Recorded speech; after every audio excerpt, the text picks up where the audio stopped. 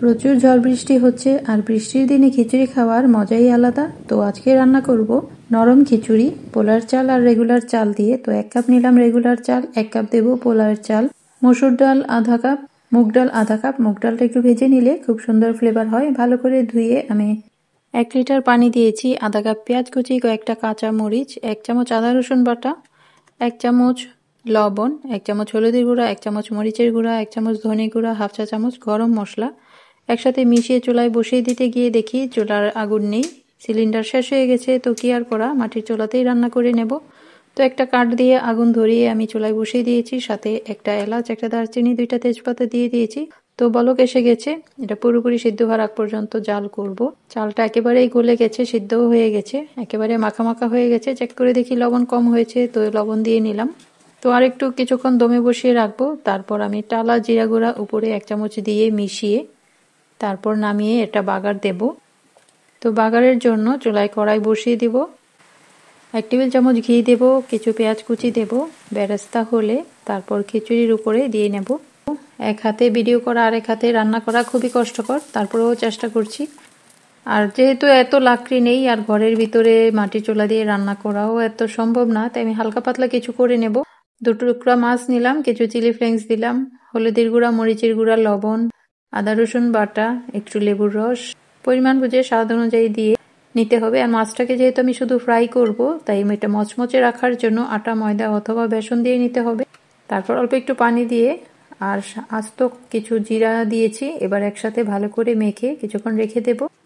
আস্ত জিরা, chilli flakes দিয়ে মাছ ভাজা করলে সেই সুন্দর ফ্লেভার হয়, খেতেও অসাধারণ লাগে। আর বেগুন ভেজে নেব। বেগুনটা আমি একটু অন্যরকম করে কেটে নিয়েছি, দেখতে সুন্দর লাগবে।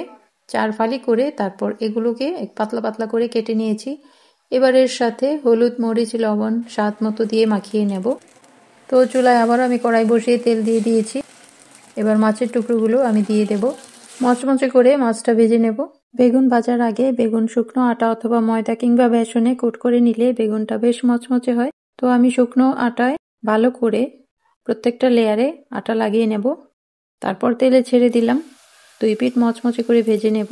এটা দেখতে যেমন সুন্দর লাগে, খেতেও বেশ মজা হয়। তো হয়ে গেল মাছ ভাজা, বেগুন ভাজা। এবার আমি 2টা ডিম ভুনা করে নেব। যেহেতু এখানে বড় রান্না করা যাবে না, তাই আমি অল্প অল্প করে হালকা পাতলা রান্না করে নিচ্ছি। 2টা ডিম সেদ্ধ করে নিয়েছি। এখানে হলুদ, মরিচ, লবণ দিয়ে ডিমটাকে প্রথমে ভেজে নিলে ডিম রান্নার পরে কালারটা খুবই সুন্দর হয়। তো হালকা ভেজে তুলে নিয়েছি, এবার রান্না করব। তো ফোড়ন দিয়ে নিলাম জিরা আর তেজপাতা, পেঁয়াজ বাটা দিয়ে দিলাম, ভালো করে কষিয়ে আদা বাটা দিয়ে দিব 1 চা চামচ, পেঁয়াজ দিয়েছিলাম আধা কাপ। এবার 2 টেবিল চামচ টমেটো পিউরি দিয়ে ভালো করে কষিয়ে স্বাদ মতো মশলা দিয়ে দেব, লবণ, হলুদের গুঁড়া, মরিচের গুঁড়া, ধনে গুঁড়া, জিরা গুঁড়া, সামান্য একটু গরম মশলা দেব, খুব সুন্দর একটা ফ্লেভার হবে। তো ভালো করে কষিয়ে নেব। মশলাটা একেবারে মাখা মাখা হয়ে যখন তেল ছেড়ে দেবে, তখন আমি ডিমটা দিয়ে ঝোলের জন্য 1 কাপ পানি দিয়ে দেব। এবার ঢাকনা দিয়ে কিছুক্ষণ জাল করব। ঝোলটা মাখা মাখা হয়ে গেলে কাঁচামরিচ ফালি দেব আর টালা জিরা গুঁড়া উপরে দিয়ে তারপর নামিয়ে নেব। আর রান্না শেষে আগুন নিভে গেলেও যখন লাকড়িটা গরম থাকে, এটা থেকে পুড়তে থাকে, ধোঁয়া উঠতে থাকে, তো পানি দিয়ে নিভিয়ে রাখতে হবে। তো পানি দিয়ে আমি চুলাটা নিভিয়ে নিলাম। তো রান্না শেষ।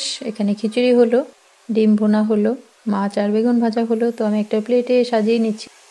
তো মাটির চুলায় রান্না করতে করতে শৈশবের স্মৃতিগুলো মনে পড়ে গেল। আমরা ছোটবেলায় সবার ঘর থেকে 1 মুঠো করে চাল নিতাম আর একটা করে ডিম নিতাম।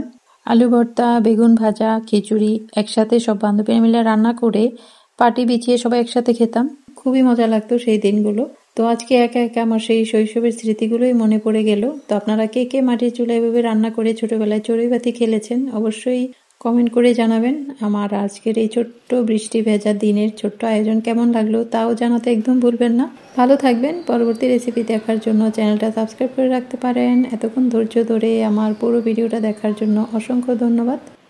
এরকম ঝুম বৃষ্টিতে এরকম সাধারণ একটা আয়োজনও আপনাকে অসাধারণ স্বাদ এনে দিতে পারে। ভালো থাকুন। পরবর্তী রেসিপিতে আবারও কথা হবে। আল্লাহ হাফেজ।